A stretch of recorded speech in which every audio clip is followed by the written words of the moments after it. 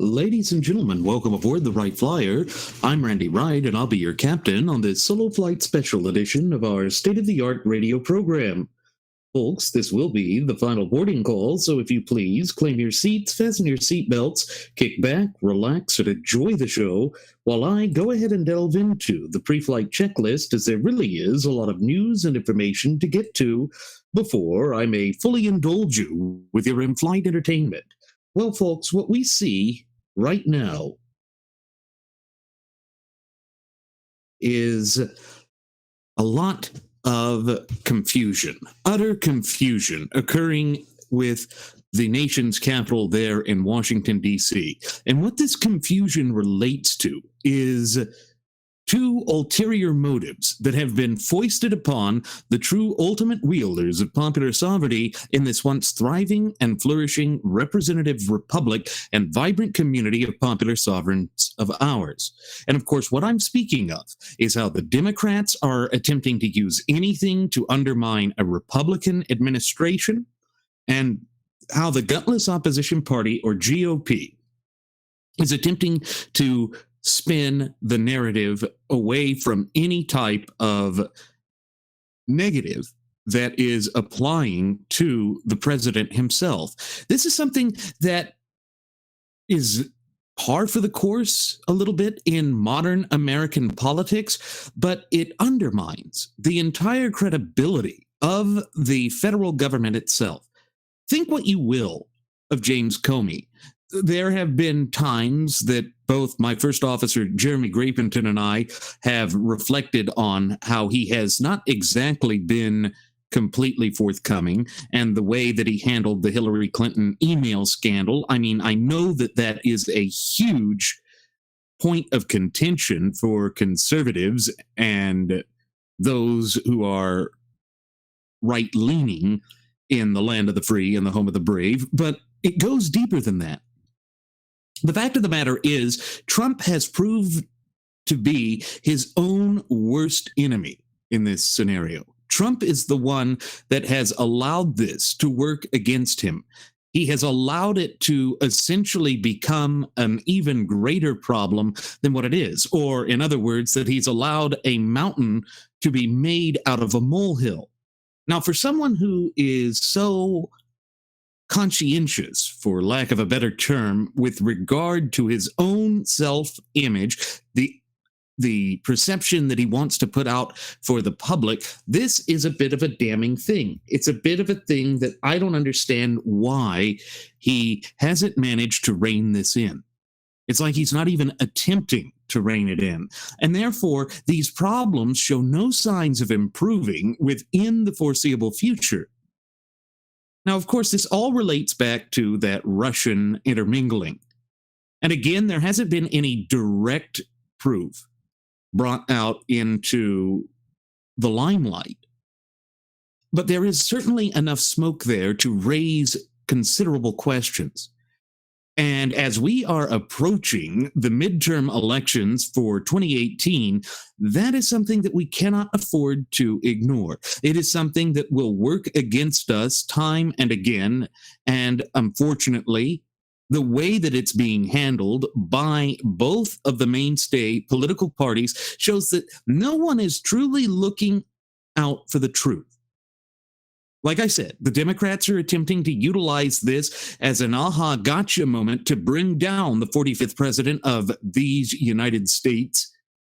And the Republicans are willing to go out and excuse the inexcusable just because, as Jeremy and I have oft-times reiterated on previous episodes of Radio Aviation Excellence, the Wright Flyer, the modern system of American polity has been allowed to break down into nothing more than a mere spectator sporting event.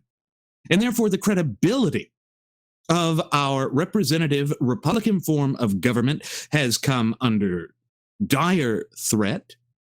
And the confidence that the American people have with their government has been completely undermined. Think about it again, folks. Under the totality of the circumstances, what was it that led to the kind of anger that buoyed President Trump up during that disastrous debacle and fiasco known as the 2016 presidential election cycle. It was the righteous indignation of the American people with a corrupt governmental system that appears to be broken. But we have to recall that the old adage goes that the United States of America is a nation of laws and not of men. In other words, equal protection and due process under the law are still blanketly applied across the board. Unfortunately, that's not the way that they're attempting to act. We have the gutless opposition party, or GOP, out there essentially running to the microphones before the public open door testimony of former FBI Director James Comey has concluded in front of the Senate Intelligence Committee, essentially saying that Trump's not a liar. And I know that I am not one to try and compare this to Watergate, even though that is the scandal that the left always attempts to bring up because they know the type of cataclysmic damage that it did to the Republican Party back in the 1970s. But I am reminded of that moment when Richard Milhouse Nixon essentially did the Churchill victory type salute and said, "I'm not a crook. I'm not a crook. Trump's not a liar." If that is the best response that Trump can have going forward with respect to this debacle that, as Comey's memos seemingly suggest or allege, that he said that it's a cloud. He himself, he being President Donald J. Trump himself, said that this Russian thing has been a cloud and that he wants it to go away, that it is inhibiting his agenda. And yes, it is inhibiting his agenda as well as the entire legislative agenda of the Republican Party. The distraction and the subterfuge is part of the underlying motives and agenda of the rank and file of the graduates of Pavlov's School of Journalism for the salivating mainstream media. But we knew that this was how the media was going to spin this. We knew this was how the media would attempt to interpret things, because it's not about honesty. Folks, recall that. It's not about honesty. It's not about being fair. It's not about anything other than pushing a narrative and an agenda that truly has no place in an open, honest, but above all, free society like that of the United States. And again, all of this shows no signs of improving within the foreseeable future because, in point of fact, we have allowed ourselves to be led astray. We have allowed ourselves to be bamboozled by these factions that have competing ulterior motives. Now, I'm certainly not one that operates under this fantasy that politics will ever be a magnanimous game. It's always been dirty. That's the nature of it. It is an adversarial setting, and rightly so. If we have ideologies that are completely contrary and contradictory of the clear and concise language contained within the four corners of our shared United States Constitution, which, pursuant to Article 6, Clause 2, the Supremacy Clause, is none other than our Constitution itself, then yes, that needs to be challenged. That needs to be attacked for being violative of the supreme law of the land. Unfortunately, as Jeremy and I, and even our first Air Marshal, Mr. Nelson Ward, have oft-times reiterated on previous episodes of our state-of-the-art radio program, that is not what the two mainstay political parties are doing. They are doubling down on this push of party first, country last. And again, I'm reminded, as so often I am, of the prophetic advice of the father of our nation, George Washington, in his farewell address of 1796, when he essentially implored the true ultimate wielders of popular sovereignty in this once thriving and flourishing representative republic of ours, we the people, not to allow ourselves to break down into disparate and competing factions. Because the moment that we do that is the moment that we allow ourselves to fall prey and victim to whatever dark and twisted machinations that the agent provocateurs of tyranny, despotism, but above all, oppression want to put forth. And again, that ties into the other thing that we have repeated almost to the point of it reaching ad nauseum here at Radio Aviation Excellence, the Wright Flyer. And that is the sagacious advice of that founding father, Samuel Adams, when he said that in order for the United States to be a strong, vibrant, and dare I say, robust republic, the people must be a virtuous people. Virtue. Where is the virtue? We have two sides here going out and pointing the finger at one another, claiming that both sides are lying.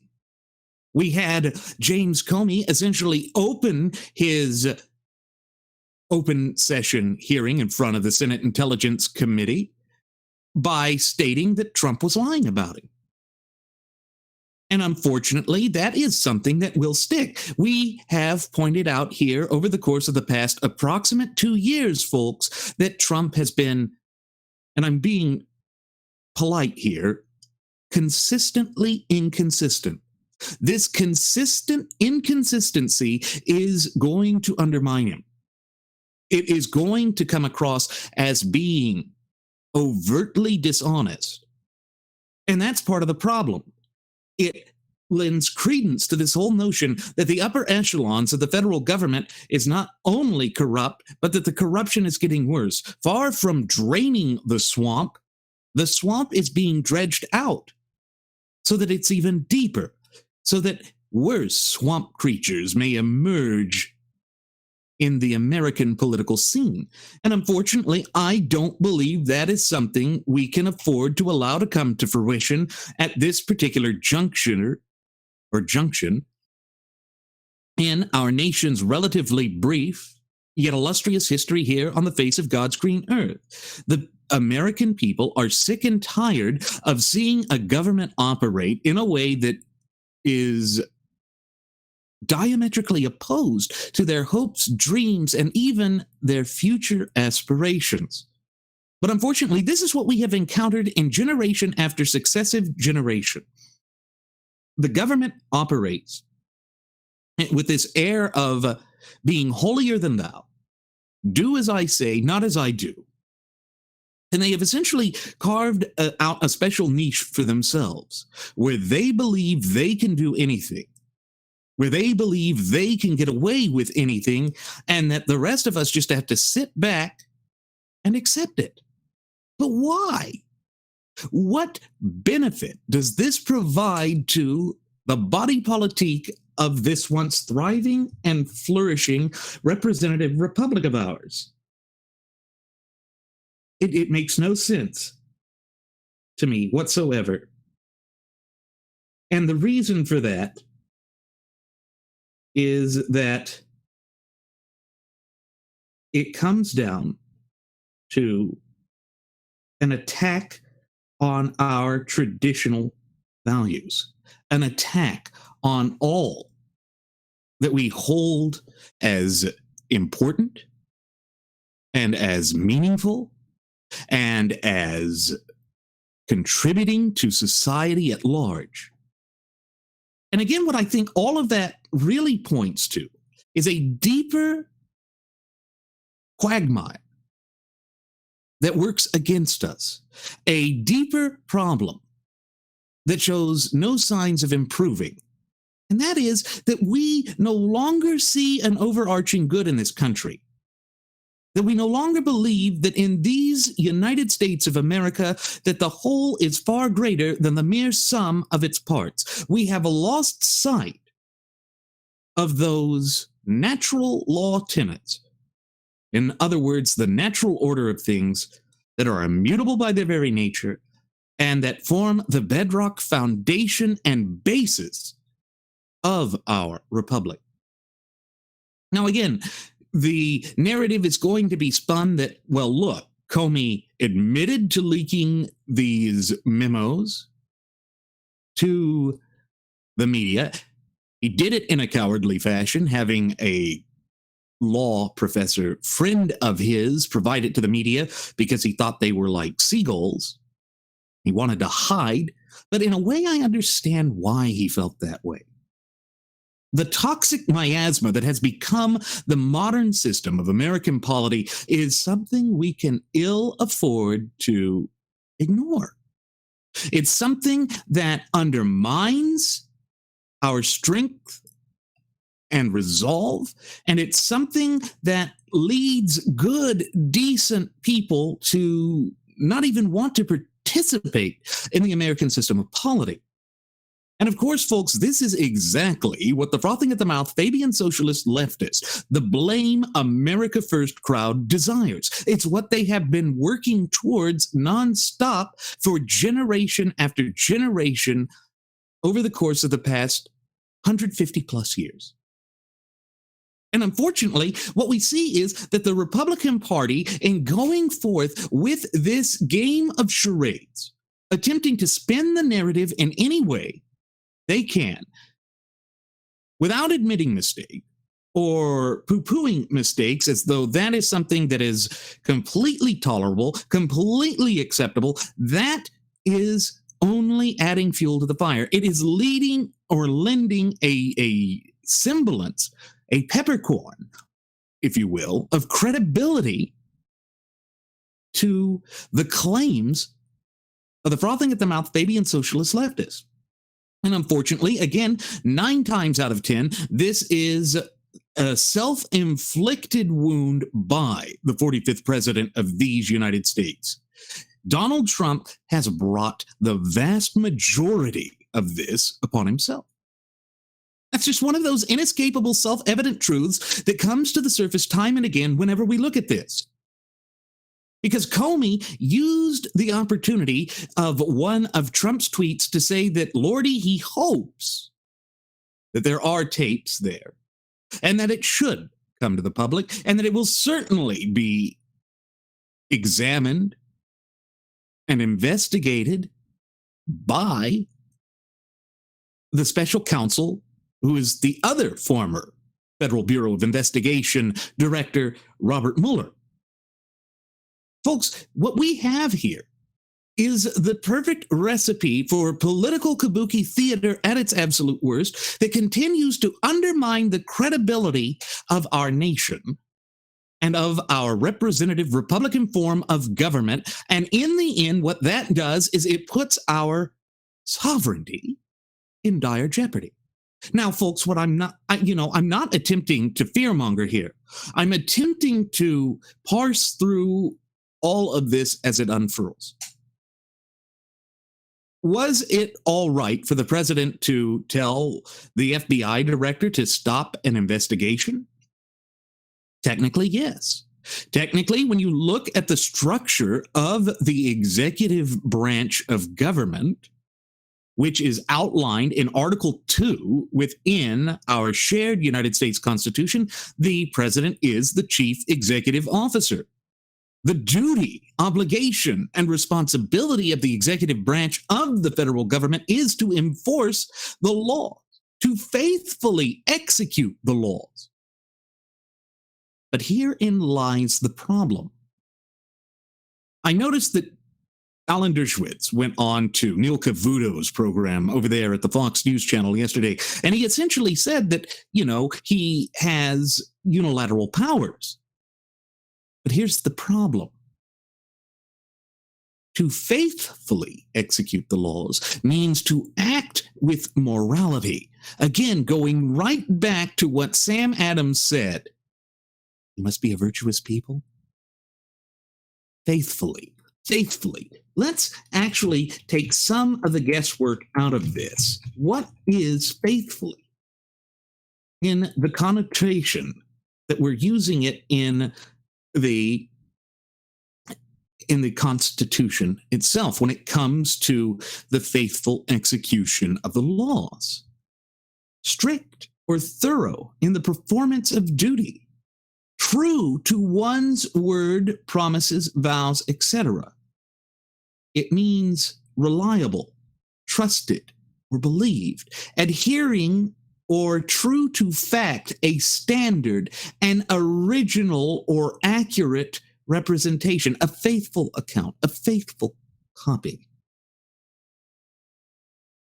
And therefore, if he was using this as an attempt to simply protect someone,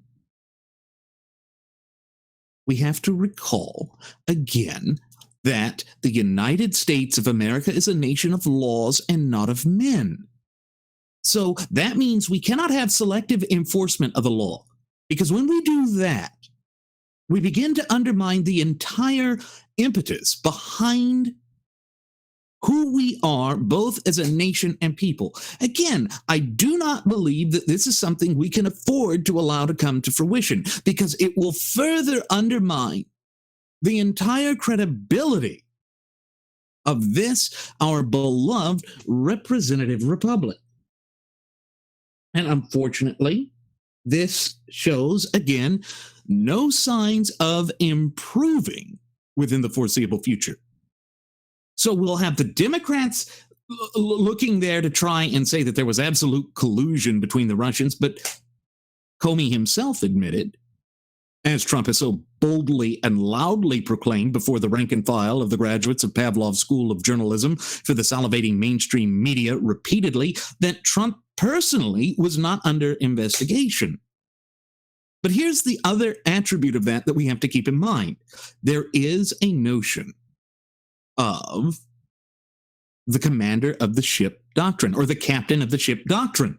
That is a legal doctrine that states that the head, or the one that is assuming a particular office or position, will be vicariously liable for the acts of his surrogates. Now, one of the things that Jeremy and I pointed out at the height of the primary process, Paul Manafort had deep connections with the Russians. We know that Attorney General Jeff Sessions was forced to recuse himself from the Russian investigation due to contacts that he had with Russian governmental officials during the election. And Michael Flynn, the one that was at the center of this somewhat awkward one-on-one, face-to-face conversation between Trump and Comey. Now, the other thing that comes up with all of this is that Trump's private lawyer went out after the testimony had concluded, about an hour or so after the testimony had concluded yesterday, and essentially said that Trump did not demand loyalty from Comey, as Comey had stated during the testimony and in his contemporaneous memo. And folks, these memos were meticulous. And yes, he did put them out to the public. But here's the thing. They weren't in and of themselves classified. They were the work product of Comey himself. But the troubling thing that Trump's private attorney stated, or private lawyer stated, was that the president should expect absolute, unwavering loyalty from his underlings, his people. But that's not true. Think about what the oath of office is that even the president himself took. It is to faithfully to the best of his ability, protect and promote the supreme law of the land, our shared United States Constitution. You see, this is part of the problem. This is the danger of a cult of personality, of reducing our system of polity to a mere spectator sporting event. Each and every time that we do that to ourselves, it undermines us. It takes us away from the true impetus and basis of the United States to allow this kind of chicanery to go forth and to suddenly become an accepted norm. But that's not how this system works. It's not how our founding fathers ever originally intended for the representative republic that is these United States of America to operate. And that's part of the problem. That is what Jeremy, Nelson, and I have been harping on time and again over the course of these past approximately 2 years now. Will be exactly 2 years on September 11th, with respect to what's happening with our governmental system. You see, part of the problem that we are encountering, or the major issue that we are encountering as a nation and people, is the fact that we have a government that is completely out of control and is simply refusing to adhere and abide by. So adhere to and abide by the supreme law of the land. And whenever the government seeks to further distance and divorce itself from the clear and concise language contained within the four corners of our shared United States Constitution, again, the supreme law of the land, that is when we encounter the rank and rampant corruption, the unquestionable dishonesty by either side of the political aisle, thereby further disenfranchising and alienating huge swaths of the American electorate.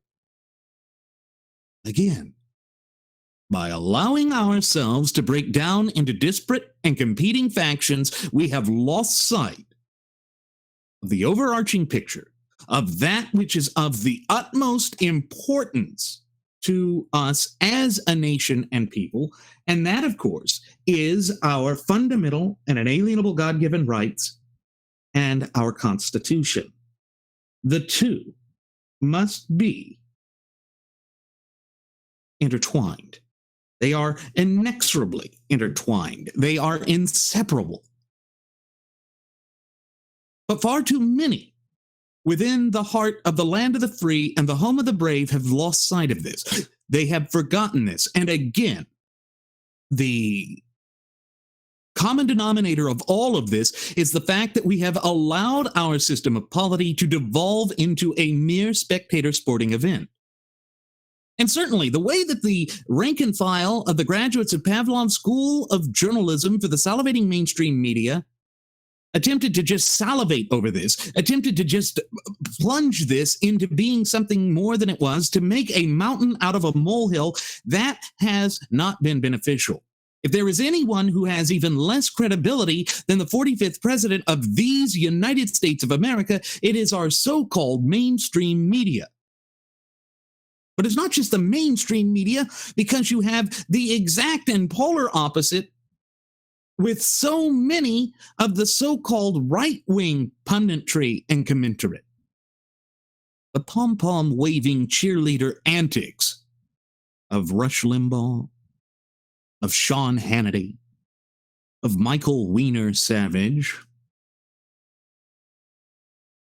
and to a lesser degree, that of Mark Levin, although Levin has been recovering a bit from it. There is a problem. There is a disconnect from the truth. And when there is a disconnect from the truth, there is a loss of trust. Folks, we have to ask ourselves, why is it that our founding fathers, in their near infinite wisdom and foresight, and in their undeniable sagacity, provided a free press. Now, I know that I've mentioned this on previous episodes of our state-of-the-art radio program, but it is so on point that it bears repeating again here.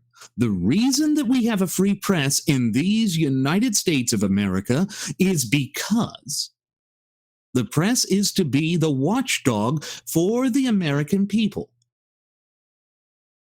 The press is supposed to keep an eye out for the true ultimate wielders of popular sovereignty in this once thriving and flourishing representative republic of ours, we the people of the United States of America. Now, there is no question in my mind that they have been derelict in their duty with respect to this for well over a half century now. We've certainly pointed out how they discovered sensationalism known as yellow journalism at the turn of the 20th century with the newspaper conglomeration of William Randolph Hearst. But this sort of rampant sensationalism is undermining the faith of the American people within what is so oftentimes referred to as the fourth estate of government. A free press must be one that is controlled by the free market. And in this information age in which we live today, that should be easier than ever before, more easily accomplished than at any other point throughout our relatively brief yet illustrious history. But the problem that is just in this quagmire of deception, this miasma of falsehood and untruth, is that it is being propagated very easily as well. But one of the things that Alexis de Tocqueville, that French philosopher who essentially admired America in her halcyon days, said was that when you have a free press, the American people, unlike the people in Europe, were not quick to be fomented to revolution. It's because they were used to having a free press. They were used to reading between the lines. But of course, the major line of demarcation distinguishing and differentiating the press of the early 19th century and from that of today is that the pamphlets and newspapers of that time stated their slant and bent from the beginning. There wasn't this faux objectivity that really started to rise with William Randolph Hearst, but even more so with the advent of radio news, which then converted over to television news. Walter Cronkite was the big one on that. And remember, he always would end his broadcast with, "That's the way it is."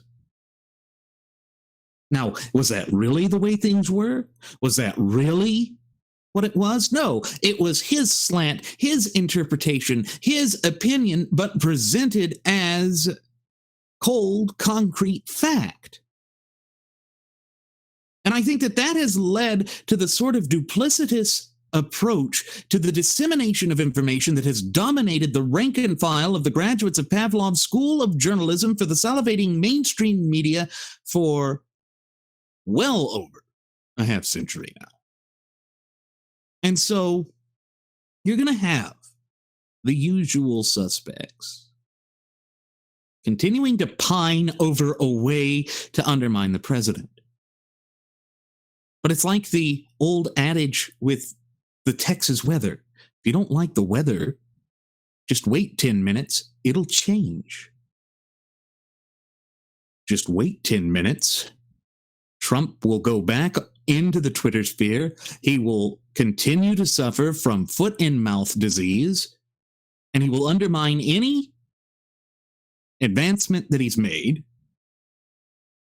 and we will watch the entire facade crumble before our very eyes.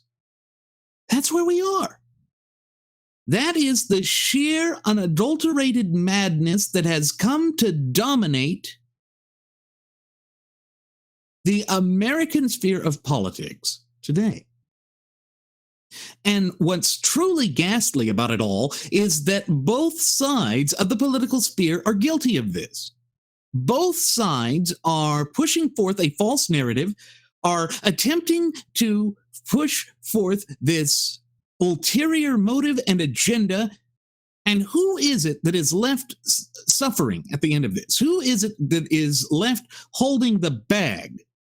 For lack of a better term, it is always the true ultimate wielders of popular sovereignty in this once thriving and flourishing representative republic of ours, we the people. That is the madness that has to stop. That is the thing that we can ill afford to allow to continue, because if it continues this way, then all credibility with respect to our system of polity, our government in general, it's undermined. It's undermined to the point that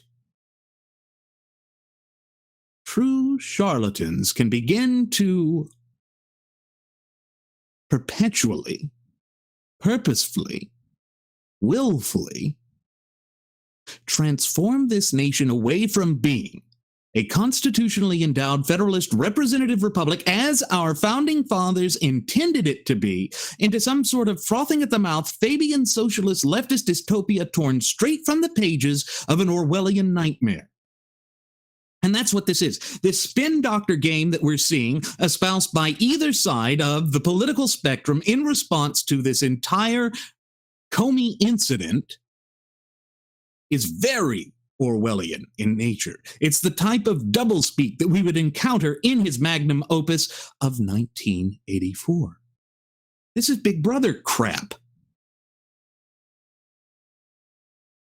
And you see, again, the duty, obligation, but above all responsibility to parse through all of this, to root out the truth, to seek the light of truth, falls on our shoulders, and our shoulders alone, in our capacity as United States citizens. But you know, folks, the quagmire surrounding all of this gets even deeper. We know that Attorney General Jeff Sessions has allegedly gone forth and offered to unofficially tender his resignation, and that Trump refused this.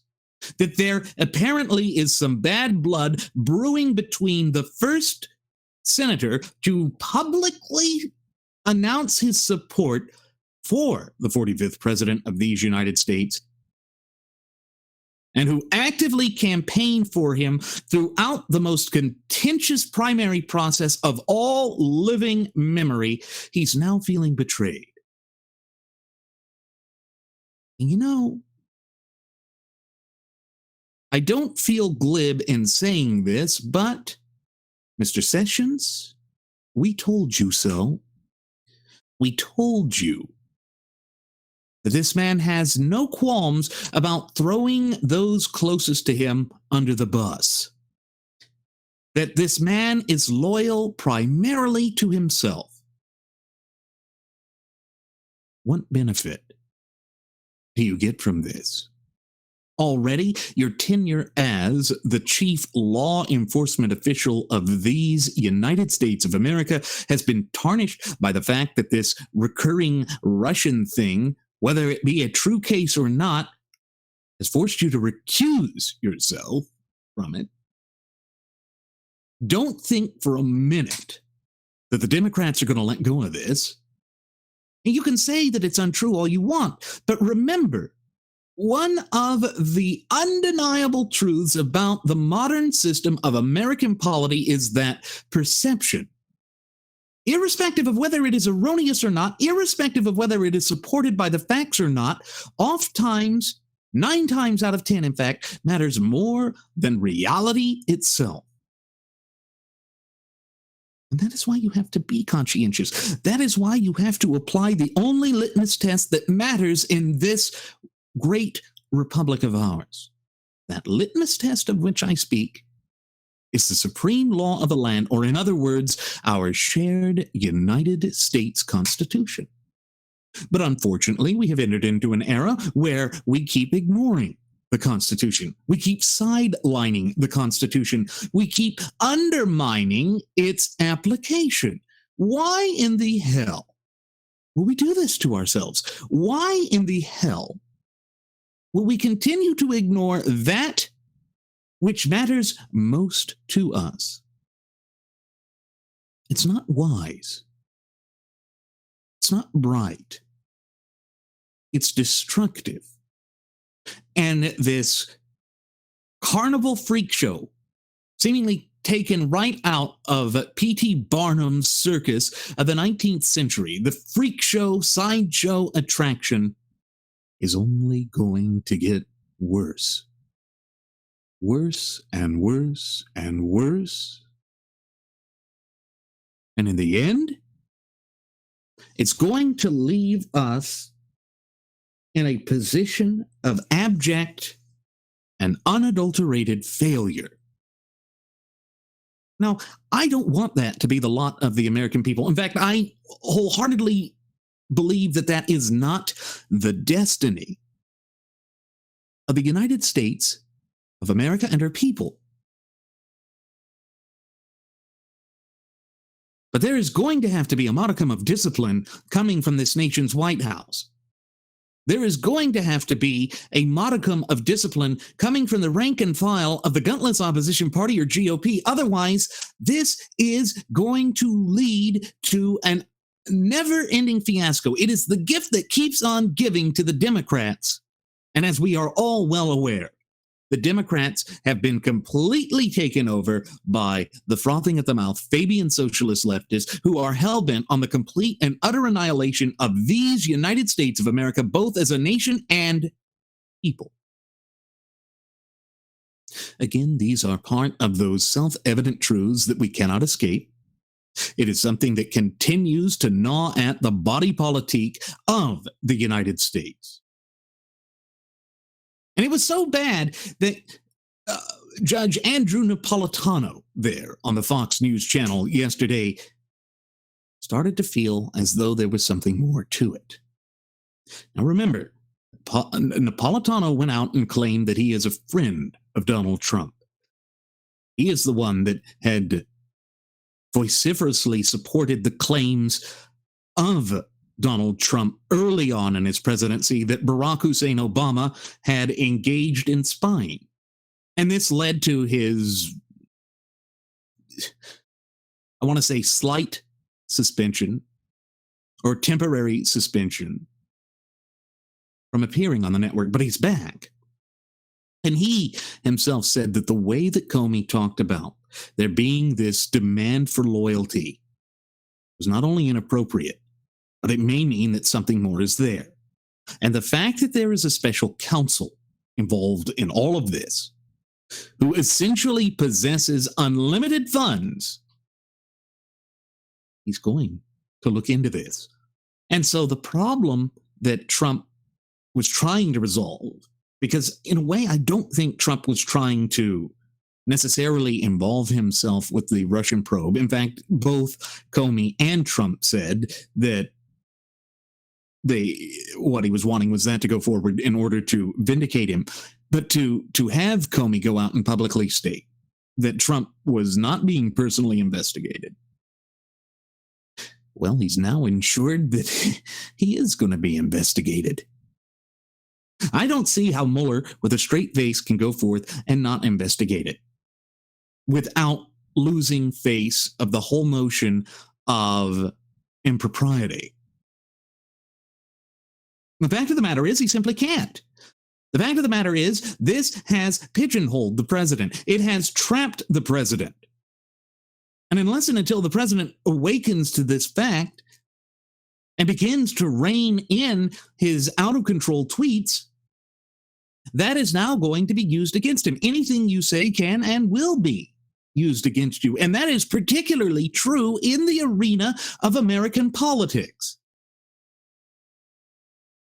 But the way that Benedict Arnold Paul Ryan, the current Speaker of the House of Representatives, went out there and attempted to say that this is because Trump is a political neophyte, that he's new to this, that somehow excuses this, wrong. Ignorance of the law is no excuse. If that applies to the American people, it should equally apply to the to the holder of the highest office in the land. Again, the United States is a nation of laws and not of men. But the problem is that with these ulterior motives that are dominating both of the two mainstay political parties in the land of the free and the home of the brave, over what truly matters, you see, they're trying to make it to where it is selectively applied. Well, that's not how this works. And that is certainly not the way that we are going to maintain the credibility of these United States of America. Stop and think about just how drastically important it is that we as a nation and people stay firmly committed to the clear and concise language contained within the four corners of our shared United States Constitution. Folks, the reason that we have such a stable, secure, but above all, free country is because we have the supreme law of the land. Our founding fathers demanded that we be moral. Remember that Sam Adams said that that was the key to allowing the United States to remain a strong, vibrant, and robust republic. But how do we do that when we have undisciplined leaders and when we have two domineering political parties that are hell-bent on achieving their agendas come hell or high water, irrespective of the deleterious and detrimental impacts that it has on the body politique and the true ultimate wielders of popular sovereignty in this once thriving and flourishing representative republic of ours, we the people? There is no easy answer to that other than no, it's impossible. But it's not just the politicians. It's we, the people, in our capacity as United States citizens, not keeping abreast of these things. But as that great visionary, Zygmunt Dobbs, warned in his magnum opus back in the 1950s and 60s, that of Keynes at Harvard, he said that the frothing at the mouth Fabian socialist leftists would engage in the petty subterfuge that we're seeing, would embrace vague and ambiguous terms in order to slip the poison pill of their ideology into the body politique of this nation, so that it may metastasize as a cancer on said body politique and further drive us apart. This is why Jeremy and I have oftentimes reiterated on previous episodes of Radio Aviation Excellence, the Wright Flyer, that you have to keep your eye on what's happening, that you have to foster that fluent and working knowledge and understanding of our shared United States Constitution, and thereby your fundamental and inalienable rights, which were endowed to you by your Creator, who happens to be none other than the God of nature himself, because we have to be responsible.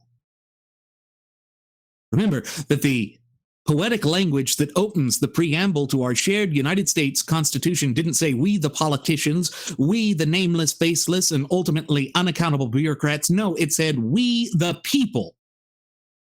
That means this nation, this government, our Constitution, all that we hold near and dear in the land of the free and the home of the brave belongs to we the people in our capacity as United States citizens. That is what we have to get back to. That is the indelible lesson that we should never forget, yet it appears time and again that we have forgotten it, that we have lost sight of it, that it is working against us.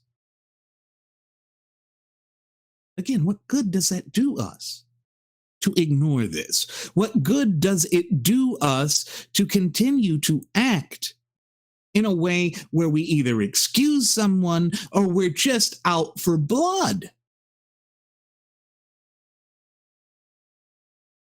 Folks, it's stupid. What we see unfurling here is stupidity which knows no bounds. That's not good for the country. That doesn't benefit us. That certainly doesn't advance the agenda. If Trump is so concerned about his agenda, stop tweeting. Stop having a disorganized message. Stop falling into the pitfalls and the traps that have been laid by the frothing at the mouth Fabian socialist leftists. They're a lot better at this game of deception. Yes, deception was certainly part of his campaign. That scorched earth policy that he utilized, Lion Ted, all of that crap. Yeah, great, it was masterful. But that's when he had the press on his side, giving him the free air coverage. Now, with mistake after mistake, it's adding up. His approval ratings are in the tank. And it shows no signs of improving within the foreseeable future. Folks, this is the undeniable, self-evident truth. This is the harsh reality that we face right here, right now, as I speak into this microphone, conveying this message unto you, our cherished listening passengers and audience members. There is no way of getting around this.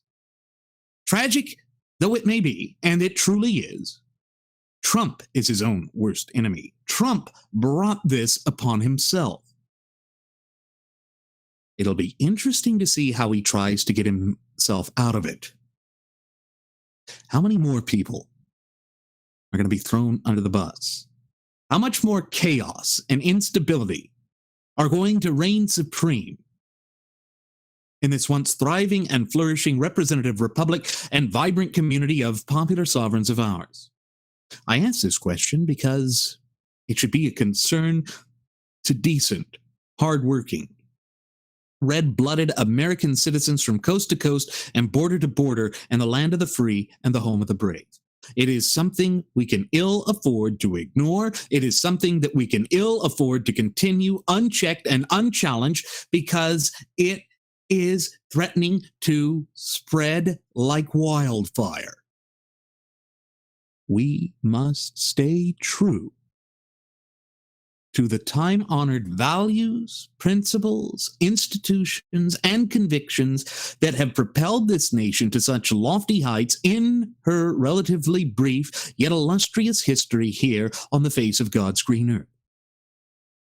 There's no choice in the matter. What choice do we have? What alternative course is available? None. The only one that is really going to place this nation back onto the path to prosperity is the one that we have discussed here since the airing of our premiere episode on September 11th of 2015. Turning to strict adherence to the clear and concise language contained within the four corners of our shared United States Constitution at all levels of government. Stop moving the goalposts. Stop trying to deny that accountability has to be a core, key, and central component of how our nation works, of how our system of polity works. And let's get back to that which matters. Let's get back to being free people. Let's get back to being the American people that we were always intended to be, that our founding fathers always wanted for us to be. We can't keep playing at this game. We can't keep ignoring who we are as a nation and people. It doesn't help us. It doesn't work to our benefit. It certainly doesn't propel us to a better position.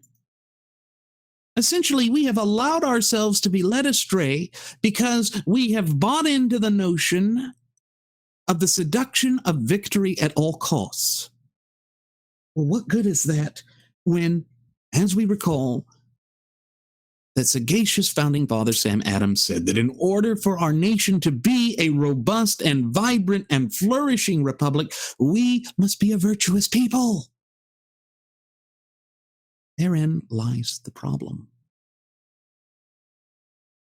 How do we abandon that which matters?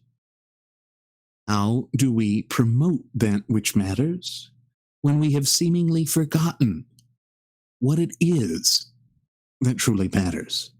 You see, ladies and gentlemen, that is what threatens us. That is what undermines us. That is what the frothing at the mouth Fabian socialist leftists are banking on. They are banking on us not knowing what it is that is unfurling before the shocked and horrified eyes of the nation, and they're banking on us not paying attention to it. But folks, what I took away from all of this chicanery, this political kabuki theater at its absolute worst, is that everyone within the arena of American politics is merely acting on an ulterior motive and agenda. And it's not one that coincides with the best interests of the true ultimate wielders of popular sovereignty in this once thriving and flourishing representative republic of ours, we the people of these United States of America. Well, enough. We can ill afford to allow that to continue, because the longer that it does, the more difficult the task of restoring and rekindling American prosperity becomes, the greater the hurdles, obstacles, and adversities that have been erected in our path become. And unfortunately, that is where we find ourselves. Now, maybe Trump can get his act together. Maybe Trump will go back to the Constitution. He's done some good things. But at the cost of what? At what price doth victory hail? It's a good question. It's a good question with no easy answer. And again, it's something that is going to really require us to think long and hard and in an objective fashion about what we truly value as a nation and people, what it is that we hope to see come to fruition in the land of the free and the home of the brave. Again, folks, the destiny of this nation belongs to we the people in our capacity as United States citizens. That is why we say it's so important to foster that fluent and working knowledge and understanding of our shared United States Constitution and thereby our fundamental and inalienable God-given rights. That is the only way that we can cut through this. That is the only way that we can begin to restore American prosperity. And unfortunately, neither one of the two mainstay political parties show any interest in that whatsoever. So it's high past time that we become much more proactive in our system of polity. It's time that we begin holding our elected officials' feet to the fire, demanding accountability. Enough with the selective enforcement. Enough with the political neophyte crap. Because even if he is a political neophyte, he's had well over 100 days. He's had time for the bestliest of best people to advise him. And remember, he said that he would hire only the best people, but clearly that has not been the case. No, folks, we, as United States citizens, as the true ultimate wielders of popular sovereignty, must be the ones that rein in this out-of-control government. Now, with that said, it is time for us to begin our descent. I'm going to go ahead and send the flight attendant back with one last round of alcohol. Folks, if she tries to submit a memo about me telling her what type of alcohol she could serve, go ahead and push her out of the plane. That is impermissible leaking. As always, folks, I'm your captain, Randy Wright, and I want to thank you for tuning in to the Wright Flyer. Should you have any questions, comments, concerns, or even topic suggestions, then I invite you to leave them here in the comment section on our YouTube page, or on our Google Plus page, or even on our Facebook page. And on top of that, I invite you to follow us over there on Twitter with the Twitter handle at Radio Aviation EX. One more time, folks, that's at Radio Aviation EX. And there you will find the departure board that lists my personal Twitter account, as well as the personal Twitter account of my first officer, Jeremy Grapington. You will also find the Blogspot account that is chock full of useful information. And just as you will find in the description section of today's program, you will also find a link to the Cafe Press account. Folks, at the Cafe Press account, we have all sorts of trinkets, novelty items, and goodies, either with our original Radio Aviation Excellence logo on it, or our First Class Passenger logo on it, or even the two Uplifting America logos.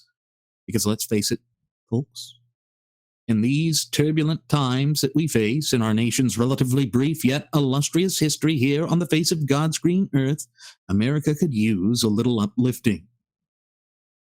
And folks, if you haven't already done so, please subscribe. All subscribers are welcome here at Radio Aviation Excellence, the Wright Flyer. We really do appreciate your participation, and we do these programs for you. So folks, go ahead and check all of that out. We hope to see you again next time. And thank you for flying with us again. Please do take care.